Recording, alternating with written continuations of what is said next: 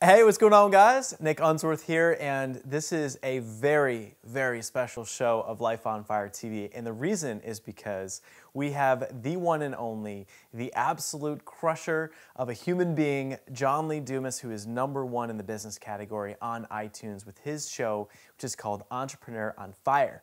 Now, what's crazy is that we've become really good friends just over the past few months, and it's been awesome getting to know him and hanging with him and just seeing his success. And we had dinner one night, and we're hanging at my spot, and he goes, "Nick, I love your view, man." And I said, "Well, why don't you move in? Not here, but above." And so he decided to do that. So we actually have a building on fire between the two of us. So we're going to go upstairs, and we're going to pop in. And he knows that we're doing an interview, but I don't think he knows that we're not going to set anything up first. We're just going to walk in, say what's up, kind of, try and surprise him a little bit, and then we're going to just dive into an amazing, amazing show. This thing is going to absolutely rock and blow your socks off. I mean, literally, your socks might shoot right off your feet. So follow me. We're going to go surprise John Lee Dumas and have an amazing interview, and you're going to learn all about podcasting real quick. Hey, what's going on? Nick Unsworth here, and I'm a kick-ass business coach, and I'm on an absolute mission to help you find your purpose in life, to help you love what you do for work every single day, to help you be the rock star that you are meant to be, to make more money than you ever thought was possible, and to have more time freedom so you can actually enjoy the life that you're living. I'm here to help you set your life on fire.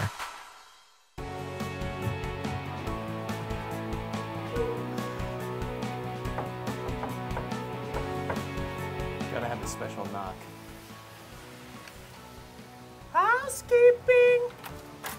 Oh! What's going on? What up, brother? Entrepreneurs on couches drinking scotch. Oh! I love it. I love it.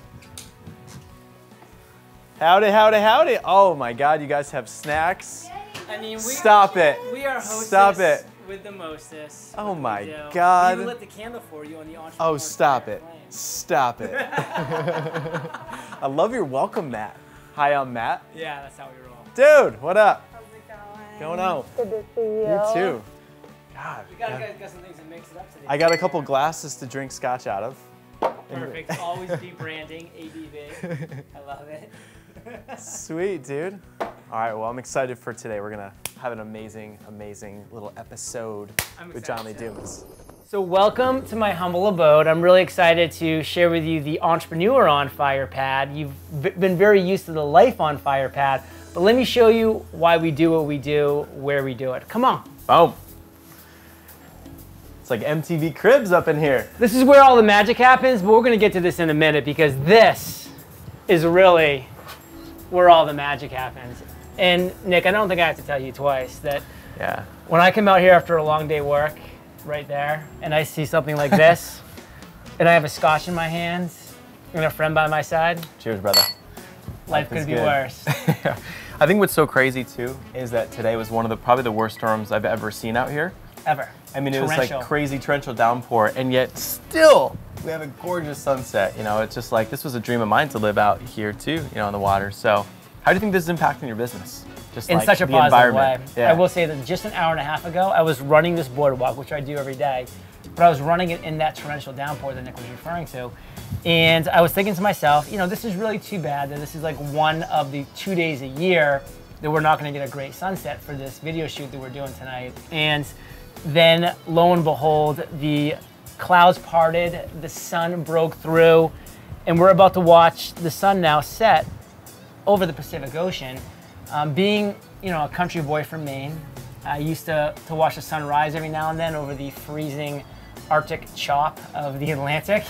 Arctic chop. This is quite a difference in a very, very good way.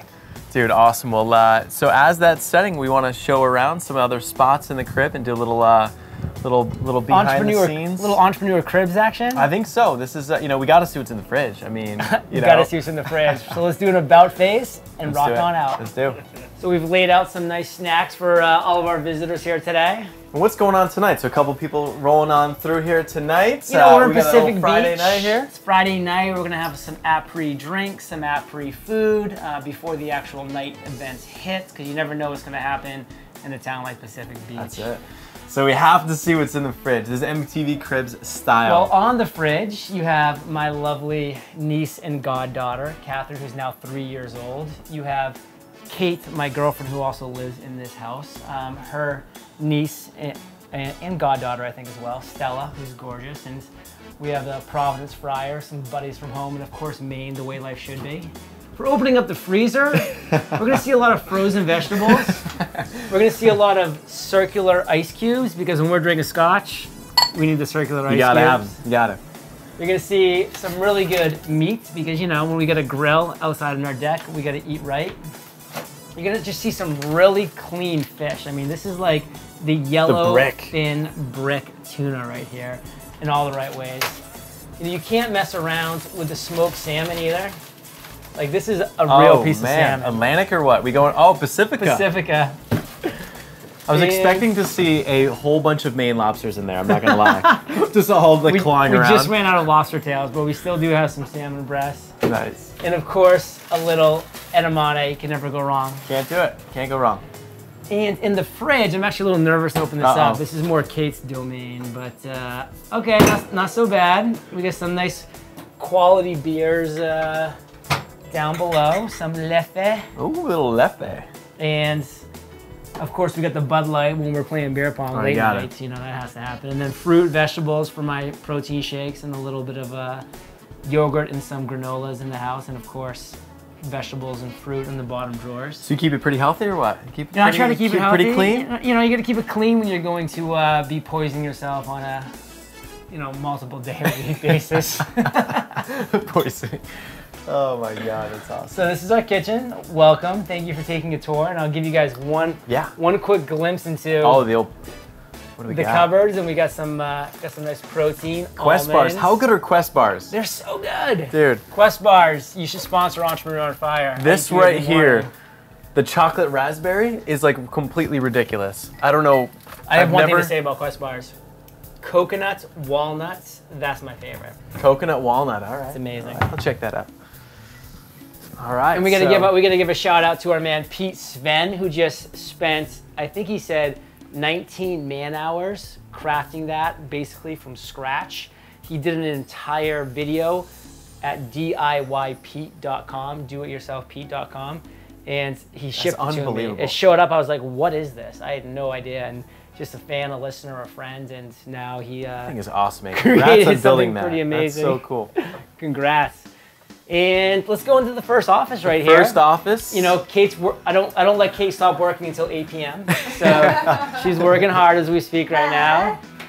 The better half, as you know, we like to call it. She's sitting here with her own office now. At our last place, we didn't have 2 bedrooms, so Kate and I were cramped together on the same desk, but now we do. Boom. She's pretty stoked that she doesn't have to listen to my yapping all day on my microphone. I get to close the door. Close the dough. Close the dough. Sweet. Look at the view. Still setting. I love it. And this is what I wake up to every morning. I mean, you know, life doesn't suck when you wake up, roll over, and see that. Kind of gets me a little fired up for the day. Makes me realize why I do what I do, why I work so hard, and why when Rescue app, you know, tells me that I worked 75 hours last week. There's probably a reason for it, and this is one of many. So. And I think what's cool, man, is that this view, this lifestyle, I mean, this is exactly what we talk about with, you know, with Life on Fire. It's, you know, it's about loving your life every single day. Most importantly, loving what you do. So like that's our big mission with Life on Fire. And what I'm really dying to do is to drill down on how did you create all this? You know, and I love how passionate you are about what you do. And I think what's so cool is for everyone that's watching and listening, I think what's cool is that what you do is so inspirational, not only featuring all the other entrepreneurs, but anyone can hop on, start to build an audience, and start to build their own business, or start to really just go towards what they love to do, that passion, that dream you had when you were a little kid, right? So I'm looking forward to picking your brain and learning about podcasting, so all these guys can take a couple nuggets here and there from it. So, well, let's take a quick second. We're gonna go sit on the couch. Let's do it. Sip on some scotch and have a nice little chat. Let's do it. Sweet, should we take the shortcut? Let's take the shortcut. Come on, this is the shortcut. Boom. Ooh, you might need a little panoramic of this though. I mean. It's so crazy. it's like the appreciation for it. I grew up with like my mom, like we'd take sunset pictures. I have a sun tattoo on my back. So it's like literally like moved here partly because freaking sunsets. Wow. You know? I hear you, man. Go west, my son. Go west. Go west. And we did. We're both New Englanders. All right. Welcome back. And I'm here with my main man, John Lee Dumas. And I'm really excited because in this portion, we're going to dive in. We're going to look at, kind of a little bit of your background. And then we're going to fast forward to today and show you guys what's possible in a short period of time. And the coolest thing and the outcome for this episode for you is that I really want you to get the full picture that, all this is possible in a short period of time because John's done it. Many other people have done it in podcasting. We're watching our friend Michael O'Neill do it in a short period of time. Brian Kelly. So John, give us the background. What was it like before you got started in podcasting? Did you always have a view like this, or where were you from? So I have a very diverse background. When I graduated college, it was as an officer in the U.S. Army. I was commissioned as a second lieutenant, spent 13 months in a tour of duty in Iraq as a 23-year-old armor platoon leader. After my 4 years of active duty, I was in law school, commercial real estate, residential real estate, never really finding my click, but I was always in the car all the time. So I was always looking to consume something that was getting me a little more towards where I wanted to be. That happened to be podcasts, luckily for me. But then there was this one time, Nick, that I was in a car, ran out of podcasts. I was like, why is there not a 7-day So you actually podcast? ran out of podcasts? Yeah, I mean, there was great podcasts. It was and what were you listening to? What were a Pat couple? Flynn, Okay. Andrew Warner, Davis Siteman Garland, all doing like great weekly podcasts. Yeah. But when you're driving to work 5 days a week, going to the gym 5 days a week, it's like, You ran out? I ran out. And I was like, why is there not a 7-day-a-week podcast? Somebody needs to create a 7-day-a-week podcast. And you can only say those words so many times. Somebody needs to do this before you just man up and do it yourself. That's a huge takeaway because it's almost like, why isn't there a certain like invention, or why isn't there something like that's how, making a better way, or, filling a gap or seeing an opportunity. So that's cool. So what happened? So what was your occupation when you're in that car, in traffic, driving? What were you doing then? You say commercial real estate? Yeah, I was a commercial broker and always in the car, driving to appointments, driving to different showings. But always listening to podcasts, just consuming them, nothing else. And ran out that one day, and that was the moment I said, okay, that's it. I'm not going to be saying anymore, like, why doesn't somebody do this? I'm going to be the person to do it. And my next step was the best step I ever made. Like, I definitely made a lot of mistakes in my original first few steps, but the one step I made that was the right one was finding a mentor in my industry that I was going to be getting into, podcasting, who happened to be local, which wasn't mandatory, but she happened to be local, Jamie Tardy, the eventual millionaire. Yeah. And I reached out to her. I remember emailing her so clearly and just wondering, is this person ever going to get back to me? She's so famous. She's so popular. Is she going to get this email and just laugh? Yeah. A couple hours later, Nick, I had an email back in my inbox. I had a coffee date set up a couple days later, and we sat down, and that's when I divulged to her my idea for a 7-day-a-week podcast. And I got a pretty interesting response. Really? So what was the response? What happened? So nobody was doing a 7-day-a-week podcast. Nobody. And her, Cliff Ravenscraft, who's the podcast answer man, people who I respect so much in this industry, who've given me so much knowledge, both said there's a reason why nobody's doing a 7-day-a-week podcast. That's crazy. There's a reason. And the reason is it's just too much. Like, nobody can schedule that many podcasts. Nobody can consume that many podcasts. Nobody can be a host of that many podcasts. And to me, Nick, I saw that even more as an opportunity. If the people that were the highest in their field were saying that's not possible, that's where I wanted to be. That is so cool and so exciting, and and I feel like with hopping into it, right? It's like it kind of reminds me of also. Like Brian Kelly, and they'd say, why'd you do a video podcast? And it's like, well, to be different, and the way he's doing it doesn't exist yet, and the fact, for us doing it almost like MTV Crib style, like this is, it's different, and, why hasn't that been done? And I think what's so cool is that, as much as we want to take lessons from other, mentors and people that we respect, it's like, sometimes your gut is like your biggest ally.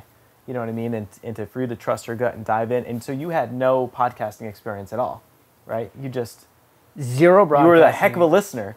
I was a consumer. I knew how to press the play button on my iPod, but Yeah. that was it. Like I had zero broadcasting experience. I had zero online presence, which I think is really important, you know, for people watching this now, is that Yeah. literally I had no Twitter account, no Facebook fan page. I mean, Sure. my previous careers as an officer in the Army and commercial real estate, it just didn't necessitate that, so I didn't have it. Yeah. And I was starting from ground zero, but like you said, I think it's a phenomenal point. Like people were telling me, like, this is the reason why it can't be done, but my intuition was telling me this is the reason why it needs to be done. So on a lot of areas, I listened to the people like Cliff and Jamie and implemented those ideas. But then on certain areas, like the 7-day a week, I put my blinders on Yeah. and I focused and I drove forward with that because that's what my intuition was telling me. That's so cool. And so tell us about, because I think what I really want to do here is I want to keep talking about your story, but I want the outcome for these guys to be like, you know, how they can kind of put themselves in your shoes, you know, and about how they can think about getting started. For us, it's been a really fun process, you know, with starting this show and this podcast and picking John's brain. So he's one of my mentors with getting this together. And it's really crazy to think about, you know, how we're setting up Pay It Forward Friday, how we're setting up Life on Fire TV, and there's these set things that you just shouldn't do, right? Based on what's worked, but it's almost it's the industry standards. Whereas you look at it and say, well, I don't know, I kind of like it that way. It's kind of like, I think with what you said about how you decided to be different, there's so much value to that.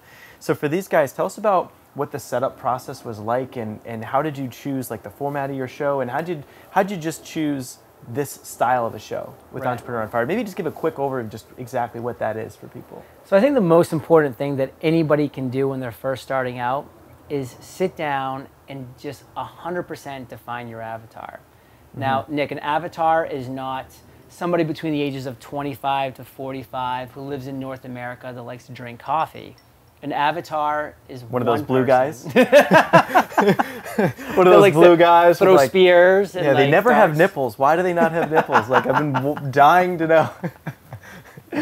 And so an avatar is that one ideal for a podcaster, listener, you know, for a blogger, reader, you know, for a video guy, watcher, who is literally that perfect listener, that ideal client, that perfect customer. And I just sat down and I defined my perfect avatar. And let me kind of break him down for you real quick. Perfect. His name's Jimmy. He's 34 years old. He has 2 kids, ages 3 and 5. He drives 27 minutes to work every single day by himself, one way. Gets to work, sits in a cubicle. He doesn't enjoy his job. He drives back. It's 32 minutes long because there's a little traffic on the way home. Works out, and then he has dinner with his kids, puts them to bed, and then he sits on a couch similar to this one, and he says, man, I'm missing my kid's life. They're growing up without me. I don't love my job by any stretch of the imagination. I have a lot of passion inside that's trapped because I'm not doing something that's bringing it out. I'm not living a life on fire. Goosebumps, like crazy, dude. That's my avatar. And so because I had my avatar so drilled down, everything else came from that. My show format, my flow, the consistency. Jimmy, my avatar, he wants a 7-day-a-week show because he's driving to work 5 days a week. He's exercising 3 or 4 times a week. He needs that much content to keep him motivated and enthusiastic about his journey. And that is how Entrepreneur on Fire's format, flow, everything about it was created. That is so cool. And I think what's the takeaways for me on that is the level of clarity about who you're talking to. And that changes everything about the entire business. And what's crazy is that most people don't have that figured out. Most people throw spaghetti on the wall and they try to figure out what's going to stick. Where, like to your point, if you start with that and you get really clear, then you start making decisions about, in your case, you know, who you're going to interview that would relate to them. You know, and I love the fact that, you know, some of the things that you said in there like made my hair stand because you're helping someone that may not love their job, that may not love their life. And you're giving them the hope and then the tools to get out of that and help them rekindle that fire, that dream they had when they were kids. So tell us about how you do that on the show. You know, how do you support them? How do you help them be an entrepreneur on fire or have a life on fire? Is it with the interviews? But tell us a little bit about that, about how you choose who you're going to interview and. So my avatar, Jimmy, again, showed me the format, showed me the flow that would help him most as a listener of Entrepreneur on Fire. So I knew that I wanted to start every episode off on a high note.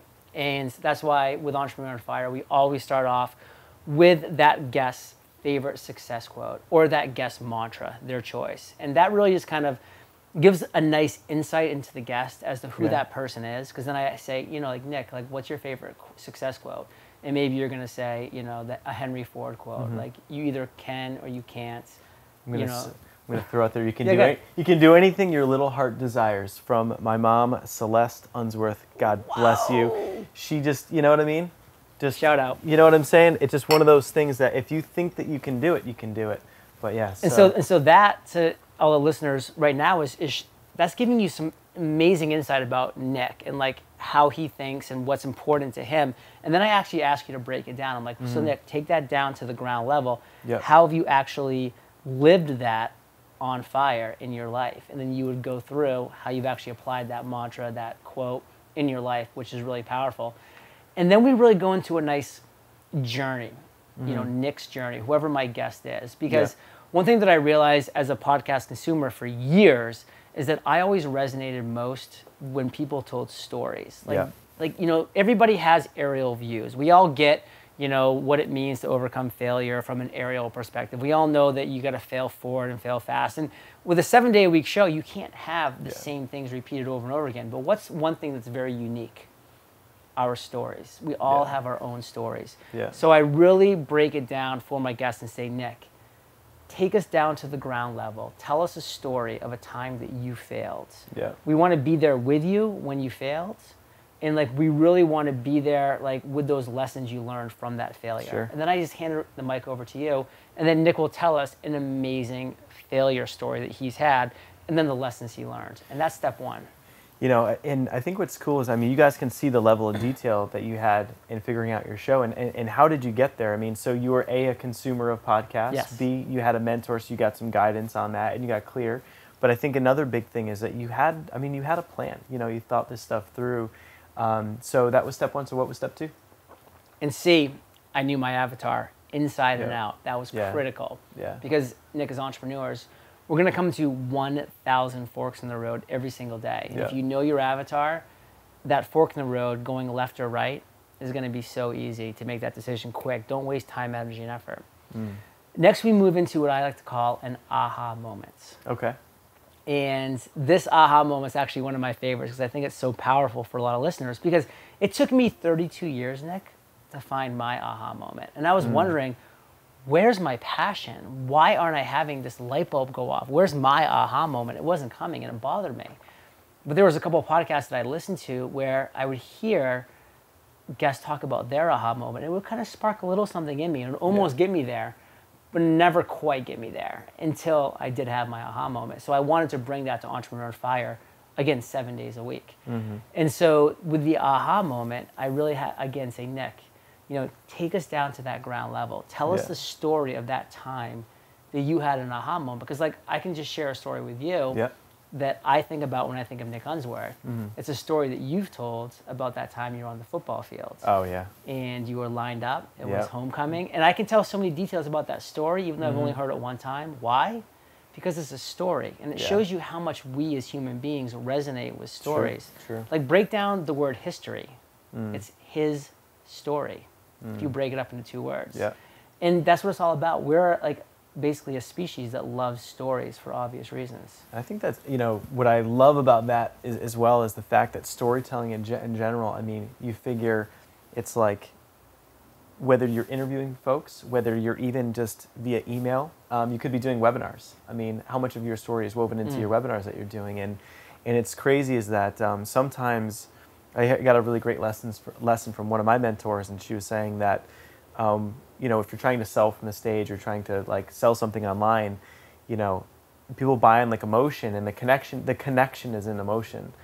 So like even something like Facebook advertising, instead of going all deep into like every little detail, instead it's like sharing a story about the impact it had and relating everything back to a story, because that's what moves people. That's what gets them rapport, and they resonate and gets them to take action. So story-based marketing it's definitely, there's been a lot of buzz about it. Gary Vaynerchuk talking about storytelling and all kinds of good stuff, but that is so key in the show. Well, one note about that I think is so important is that when you have people like Tim Ferriss, Gary Vaynerchuk, Seth Godin on your show, all of whom I've had, there's a huge chasm that the listeners have between these successful entrepreneurs and then themselves as a listener, wherever they may be. It was the same thing for me when I was listening to podcasts. I was like, okay, I get it. Like, Seth Godin has this philosophy. He's so successful right now, but like, how do I connect to that? So by me making Tell Seth and Tim and Gary like a story, especially if a story of a time they failed, it kind of closes that chasm. It humanizes them a little bit. You know what I mean? Yeah, it brings the listener closer. Humanizes, brings them closer. They can resonate with him. They can understand where he's coming from. And so telling that failure story, telling that aha moment makes him seem more human. Totally. And I can see you can see how much thought and how much, you put into your show and you put into getting the best guests you can get. And I think one of the things is, one of the beautiful things behind a podcast or any type of an interview show is that you can have a passion for something and you can just dive in. You can say, I don't like my job, but I love fitness. And if I could do anything, if money wasn't an issue and if it was fitness, then it's like, it's crazy. Like, you could start a fitness podcast. So if you're not certified, if you're not licensed or whatever, it's like you could interview people that do that, right? I mean, there's so many angles. So, when I think about it, it's like, what are some steps that they can take to help identify what that skill, that passion is? So, I feel like that there's like this ongoing pursuit of, I'm not happy with what I'm doing now, right? Which is, what would you say, like, what percentage of the population do you think is happy with what they do for work? 5%. 5% are happy. So you've got the overwhelming amount of people that know that they have a gift inside them. They know that you've got a fire, you've got a dream you had when you were a little kid, but it's not coming out. So what would you say are just some tips on what they can do to help figure out what is that purpose and what is that for them, or how can they help to figure out what that is? So I think you just brought up an amazing point. For me, when I started Entrepreneur on Fire, I had never been an entrepreneur. I had no online experience. I had no broadcasting experience, but I desperately wanted to have all of those things. So I just started. And there's that great quote, from way back in the day. If you want to be, do. Which is so crazy. I mean, you had started Entrepreneur on Fire. I was not an entrepreneur. And you were not an entrepreneur. So most people would take that and wouldn't even get started. Right. That fear would totally just prevent you from getting started. Or it's like someone says, I want to be a business coach, but who am I to be a business coach, right? Or, it's like, I want to be a Facebook marketing expert, and I wasn't even on Facebook yet, but I figured it out, right? Like, you figured it out, so you just took action. So what about, to figure out the passion, you've got taking action, you've got having purpose. I feel like, how would you say that, you're on a mission with Entrepreneur on Fire? Well, our tagline at Entrepreneur on Fire is inspiring millions. So we do have a mission. But this point is just so amazing, Nick. Like, I love the fact that you brought it up, because when I started Entrepreneur on Fire, not only was I not an entrepreneur, I was not on fire. I had no broadcasting experience. I had no online presence whatsoever. But I knew the whole premise of my show was to bring entrepreneurs who were on fire onto my show and to give them a platform to share their knowledge. And by me doing that, just like in the example you gave about the fitness guy, which is completely relevant, I was, being associated with them. I was becoming a credible figure because I'm talking to Seth Godin. It's like brand building by osmosis. You know what I mean? By osmosis. It's like, through the Skype airwaves. So now I'm an authority figure. I'm a credible figure in the entrepreneurial world just because I've interviewed people who are authority and credible figures. To that point, to really drive it home, I launched Entrepreneur on Fire in September of 2012. Day one was September 22nd, 2012. Episode 1, 0 broadcasting experience, no online presence. January 2nd, 2013. So just a couple months later, I'm speaking on stage at New Media Expo in Las Vegas in front of hundreds and hundreds of people about podcasting, about entrepreneurship, because I was the only guy doing a 7-day-a-week show. It's crazy. You were bold enough to be different and didn't care. Even the fact that you went out and sought mentorship, which is super smart. That is one of the key things to do. Critical. But then had the guts to trust your own gut, basically, which is really cool. And so, you know, for someone that wants to dive in and wants to do that themselves, I mean, you know, what's a tip to help them figure out, you know, what their niche is or what their, you know, passion is? Like, you know, how do you look at that? I remember you telling me about the circles. Yeah, you know what I mean? yeah. So let's hear. Well, let's talk that. about the fitness guy for a second. Yeah. You brought up a great point about the fitness guy. So let's say that you're a guy or a girl and you're interested in trying to live a life on fire, which we all should be, because it's an amazing goal. It's an amazing way to live a life. And you sit down and, you know, you look at a piece of paper, it's blank, and you have a left side, passion. List out your passions, things that you really get fired up about. And then on the right-hand side, you know, it's things that you're good at. I mean, things that you have an expertise in, or things that people tell you that you're good at. I mean, you don't have to be amazing. Like, again, I wasn't a podcaster or an entrepreneur, but, you know, these are things that I was really into. I had read books, I had watched videos, I loved TED Talks. I brought the two together. I looked in the circle and what's in the middle. Like, what am I passionate about and good at? Like, what can I marry? What can be my starting point? That can be my launching point. And that's why I loved your example about the fitness guy. Yeah. He likes working out. He loves working out. He's good at working out. Whatever he's doing is working for him. He has never taken a certification. He might not be a trainer, but guess what? He can start with what he has, a passion and something he's good at, and then he can bring on, you know, the Body by Jakes, you know, the P90X guy, whoever it is, as guests on his podcast. So crazy. And then all of a sudden, by association, he's an expert, he's an authority figure. So crazy how fast it can happen. So I was telling you about this juice cleanse. Yeah. Oh, yeah. Right? All right. So this woman, Megan Ann, right? So she's like a fitness model, and she loves fitness. Now, I don't even really know her. I've met her once. It was like 2 days ago. And she's so excited about fitness and loves that. And I mean, how crazy is that? She can take a passion like that and easily build a business around it. And so my thing had been, it's so frustrating to juice because I have a juicer. I actually have two for some odd reason. Me too, actually. But there's nothing worse than going to the store, trying to find everything, trying to buy it, and then trying to juice, right? So I was thinking, like, it'd be so much more convenient if someone could just bring me the juice, like, every day. Like, think about the milkman, the juice man, right? Bringing milk. So I got, like, the domain name. I'm thinking I want to, you know, I don't want to build this business because I'm busy enough with this. But I'm like, I want someone to do that. Bringmejuice.com. I went there yesterday. Really? Yeah. Okay.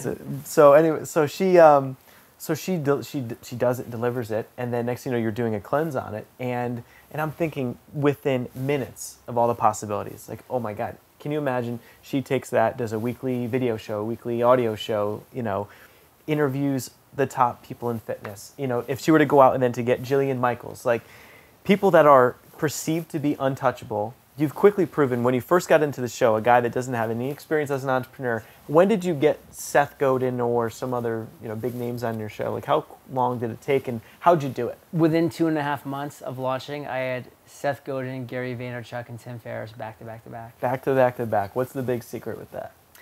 Big secret is that I had provided some semblance of a platform that had some semblance of an audience. I had a podcast that was in iTunes.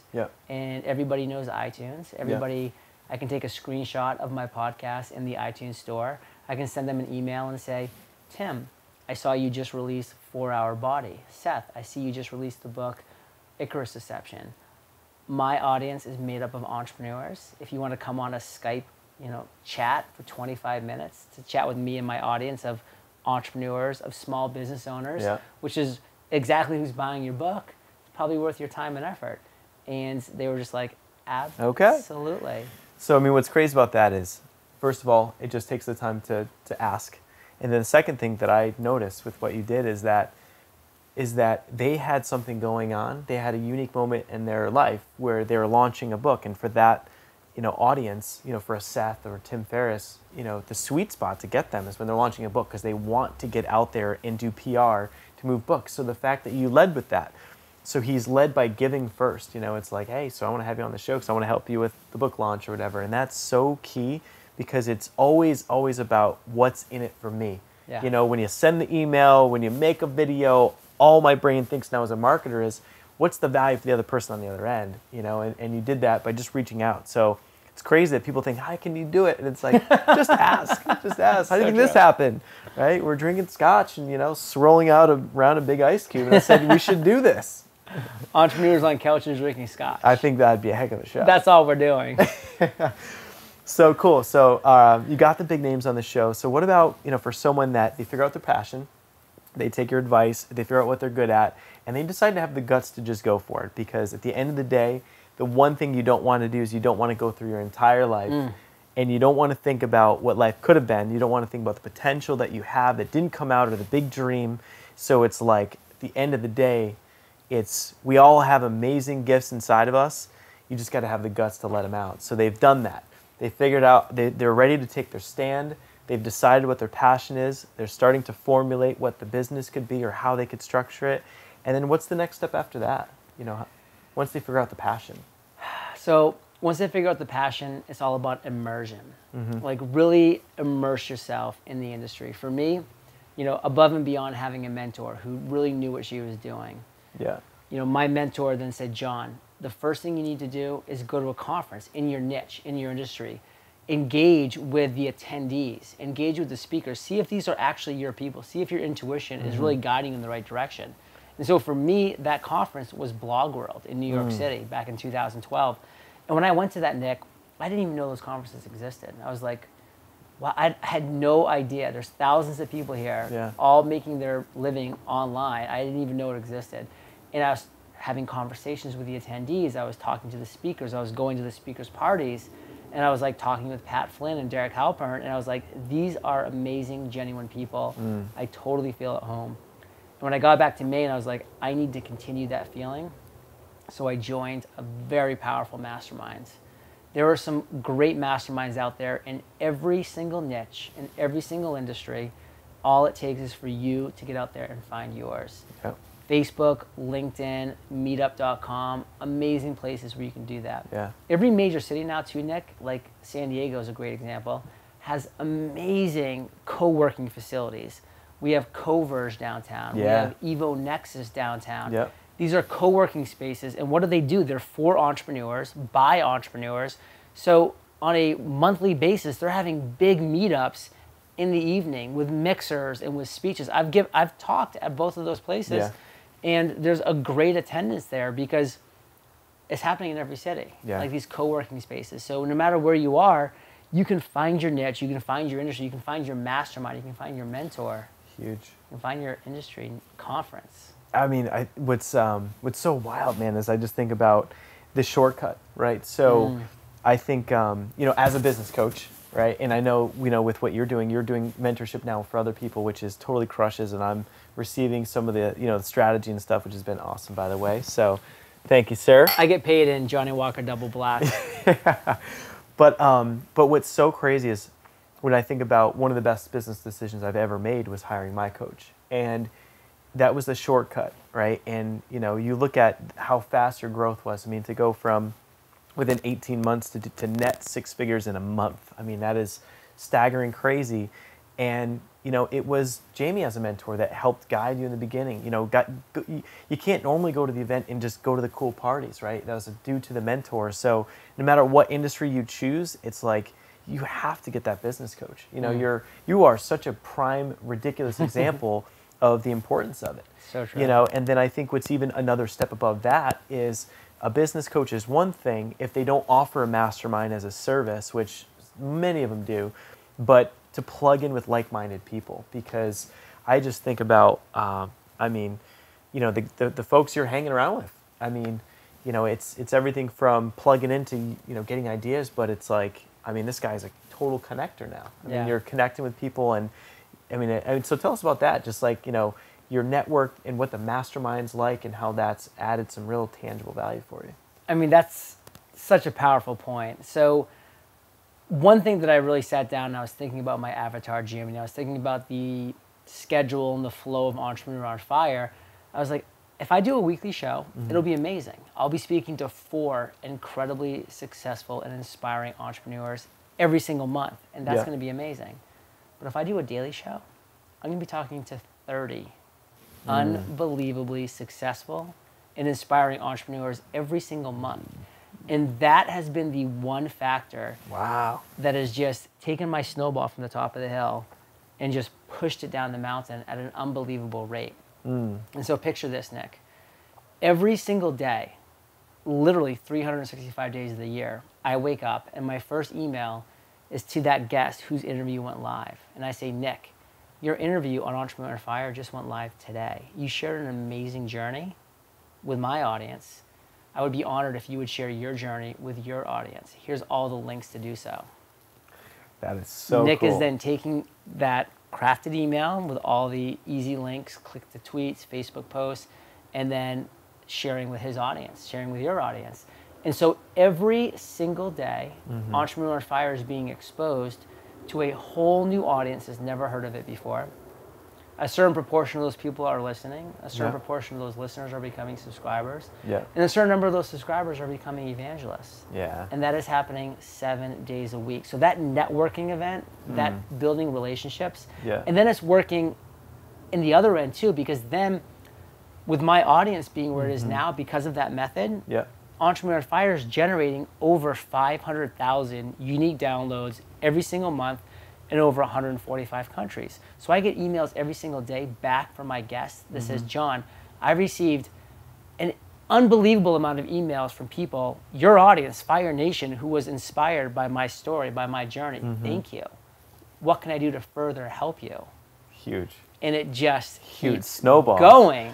That is so crazy. And so for me, and this was so much fun with, that, multi-hour strategy session we did, which was awesome, is that, having a, let's just say for you guys, if you're interested in a podcast, getting a podcast or having a weekly video show or whatever this may be, I think you've beyond proven the point that to have a little mixture of other people that are those celebrities in your industry, no matter whatever that industry is, because it's additional unique content, but that cross promotion, and the fact that their audience gets to see it, and the bigger this guy grows, the more and more and more and more influencers. How many people are knocking on your door, right? So there's so many people that want to get on there, and now what's cool is that, to have every single day, that message being pushed out, it's just growing buzz, and you're not paying for that. No. So I think that,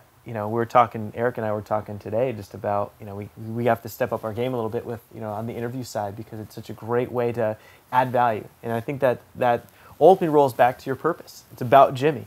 It's like building, the more buzz that you build, the more money that you make, the more you're able to help your audience. And let me give you a quick story about that, which is proves your point 100%.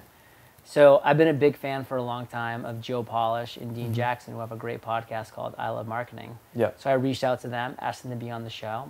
They said absolutely. We did an amazing interview. The interview went live. It got a ton of social shares for them. And so they were like, John, we're getting so much feedback. This is amazing. Will you come on our show now? So then I went on I Love Marketing, which is a show that's been around since 2009. Massive audience. And that gave me unbelievable exposure. And then Joe Polish and Dean Jackson have been around forever. They're doing great things. I get a text, and the text says, hey, John, it's Jay. Can you talk? And I'm like, well, who's Jay? So I wrote back, who's Jay? And he's like, oh, I'm sorry. I should have said, that's Jay Abraham.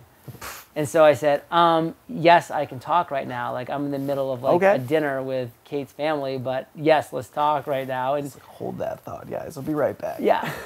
Save me one of those shrimps. But I stepped aside and had an hour conversation with Jay Abraham as he was driving his son to a rugby tournament somewhere in California.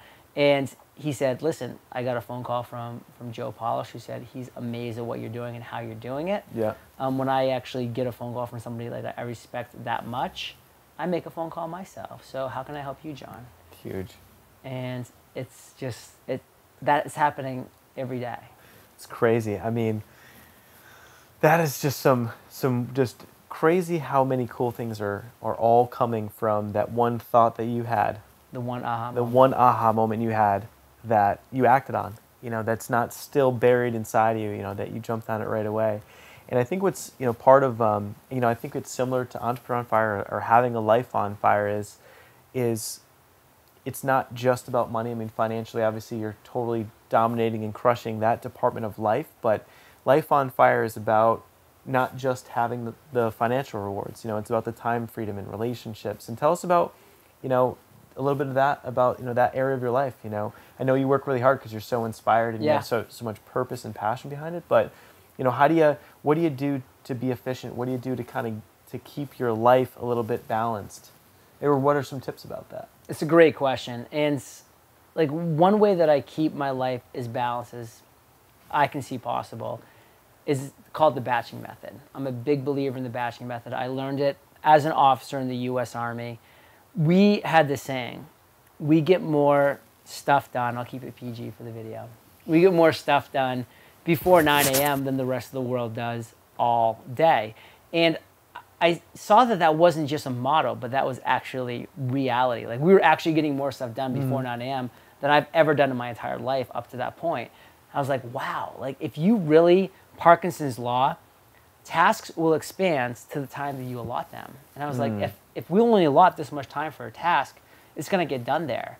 So when I was being told by Cliff Ravenscraft and Jamie Tardy, again, great people who gave me great advice in every area, that it's not possible to do a daily podcast because there's not enough time in a week. I said, not only is there enough time in a week, there's enough time in one day. So I took 8 interviews and I said, I'm going to do 8 back-to-back interviews every single Monday from here until perpetuity. And literally since I've launched, every single Monday, you know, minus a few here and there when I've been on vacation, I've been doing 8 interviews for Entrepreneur on Fire. It starts at 8 a.m. I do an hour, and I do an interview at the top of the hour, every hour for 8 straight hours. By 4 p.m., I'm done. It's a very long day. I'm exhausted by the end. But guess what? 8 interviews are done on Monday. And then I wake up Tuesday morning, and the rest of the week is my oyster. I can do what else I need to do to grow my business. That's so cool. Which has been so powerful because tasks, Nick, they do expand to the time that you allot them. So if you allot a week to do 7 interviews, it's going to take you seven days to do 7 interviews. In my case, if I wait to the last minute, it only takes a minute. 1 minute. I would advise to time block it first. That's much smarter. But batch it. We call it the batching method. It works. So overall, man, I think it's just so cool that you can claim your life back. So with Life on Fire, we have 4 different pillars. We've got one is mindset. And I think we've talked quite a bit about that with how you've had you can do anything you put your mind to. I mean, that's been a recurring theme. And just taking the action, which has been cool. Marketing, obviously, podcasting is your tool. And networking, you're part of a mastermind and have a coach. And, you know, the last piece is purpose, which I think we kind of dug into a little bit because, you know, about your mission, why you're doing this. But I think the other side of that pillar is we think of it as like planning your adventures first. You know, you're batching, you're able to, you know, Kate took the morning off, you're going to the Philippines for 10 days. You know, we had a bit of a night last week, hanging out, having a good time. A bit of a night. Oh my God, that's a story. We might have to share some of that. But, you know, that part of that last pillar of a life on fire is about having fun.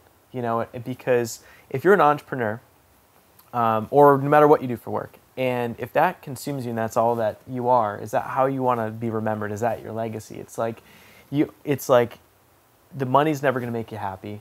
Being and having purpose, and that's amazing. That's a huge part of the fulfillment process. But if you're not having fun along the way, it's going to start to bore you and you're not going to want to do it and everything gets challenging. So it's like we have to always have fun with what we do. And if you don't love what you do every day, you're totally missing out. Like it's the whole mission of Life on Fire is to love what you do every day.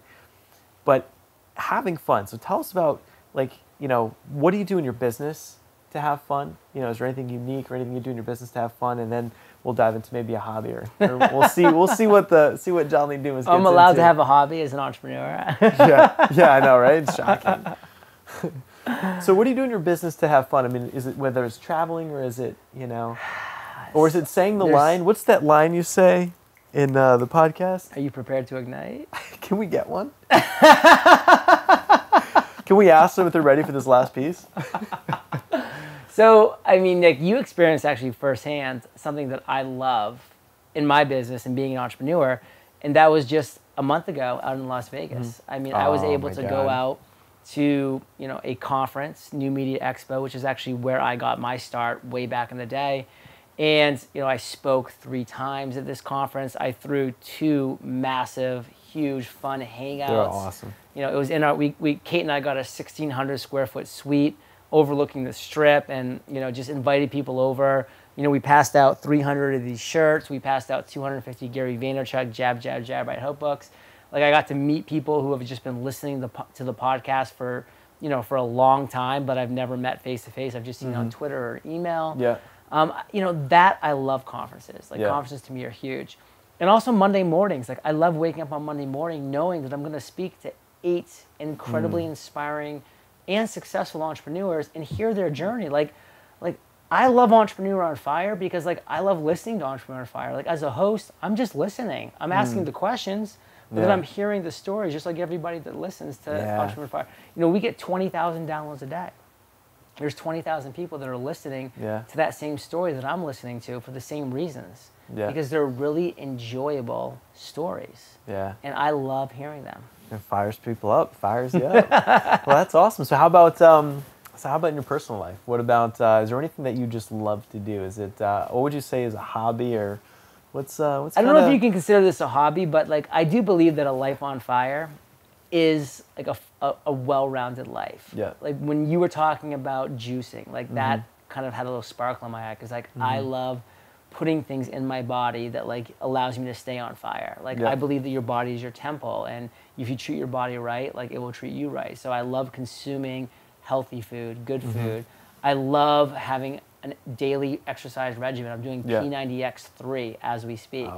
One of my great listeners sent me the entire zip file. Don't tell the guys at P90X of P90X3. So I do a P90X3 every day. I go for an amazing jog around the Bay here in San Diego and just breathe in the air. I love that. I'm about to get a paddle board so Nick and I can go paddle boarding in the Bay. That'll be nice. As soon as his knee's back to honestly, the fact that I can stand up means is amazing. The fact that I can stand means I can paddle. Okay, good to know. I'll be ready for paddling very soon. I need to work on this core for the Philippines here.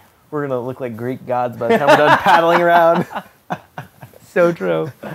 But, you know, I think what it really comes down to is that, like, I love my life. Like, I love waking up and working on the business. I get excited when I have a mastermind call with my two buddies, Rick Mulready and Greg Hickman. Every Friday we're on Google Hangouts for an hour. We're talking about our businesses. Like, I get fired up for those calls. You know, I love talking to Lewis Howes, my mentor, and, like, discussing business. I love interviewing my guests. You know, I love having live webinars for Podcasters Paradise and, like, seeing the sales run in because people want to be part of a community that I've created. I love all of that, and that's what inspires me, and that's what gets me fired up. Like, you know, eating well, exercising, and Entrepreneur on Fire. Like, those are my 3 pillars. Dude, you know what's so crazy is I think that it's super inspirational for everyone out there that's watching or listening, is that, I mean, you can see a guy that just is having so much fun. I mean, I love hanging out with you. I mean, last weekend we went out with Michael O'Neill and tore up the town. It was just so much fun, right? But every time I interact with you, you're always upbeat, happy, because you're having fun with your life. You truly, for anyone that sees this, it's a very obvious, very clear that you love your life. It's genuine. You love yourself and love your life. And what's so sad is that for many people out there, that's not the case. You know, for even, you know, in my shoes, I mean, my company's Life on Fire, I built it because I wanted to be happy and love what I do every day and love my life every day. And it's so crazy that with seeing you and, like, seeing how my life is now, I mean, not more than a year and a half ago was one of the most depressed moments of my entire life. And it's so sad looking around, whether it's clients I'm working with or just people that hate their jobs. It's like you have a choice. You can make a decision. You don't have to spend your life behind the wall, the cubicle. You don't have to be an entrepreneur. And people think that being an entrepreneur is all gravy, right? And they become an entrepreneur, and then sometimes they go into debt. Sometimes they lose everything, and, you know, or they work more than they did at a corporate job, which that isn't cool either. So it's like, you know, to look at this and say, you know what, at any moment in your life, you can just make a decision and decide that you're going to live a life on fire or be an entrepreneur on fire.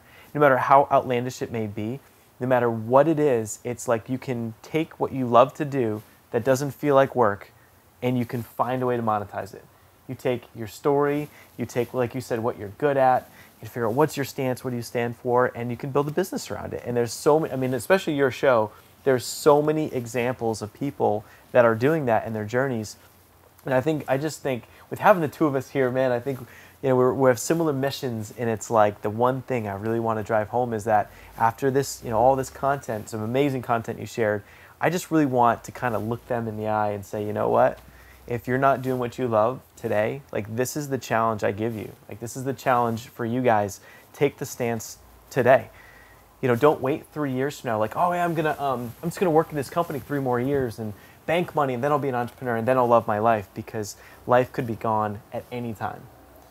And so, you know, make that decision and decide to live your life on fire, or be an entrepreneur on fire as soon as you can. So before we wrap up, 2 things. Okay.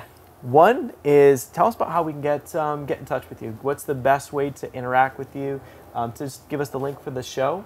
And then I got one last final question. All the magic happens. The question is a doozy. At eofire.com. Awesome. Okay. All the magic happens at eofire.com. Definitely, like, seriously, guys, I think you look at, you know, what he's doing and how much value his show adds for other people. And the way I look at it is, when we've got someone on, I really want to help do you a solid. You know, I think what you shared here today is amazing. So I want to encourage you guys to really take the time to go to eofire.com. You know, say what's up, subscribe to the show, and also, you know, leave a review. Let us know, like, the one thing that you really liked about, you know, what you shared today. And in closing, the final question is, what's one thing that most people don't know about you? Could be anything. Could be weird. Could be really weird. You know, something that I probably wouldn't know. Something that, you know, maybe Kate didn't find out for like the first few months. For the first few months. Something that most people don't know about you. Well, unfortunately, I will say that this is something that you do know, only because we had a conversation about it just 2 minutes before we started, but we kind of had like a little male bonding moment over it. But I'm a sucker. I work 75 hours a week, and it's work because I love doing it. I'm obsessed with it. But I spend a lot of time on Entrepreneur on Fire doing what I love. But when I'm not, right behind this camera is a 70-inch TV, and that TV is typically playing The Bachelor. I'm watching reality TV. Is that okay?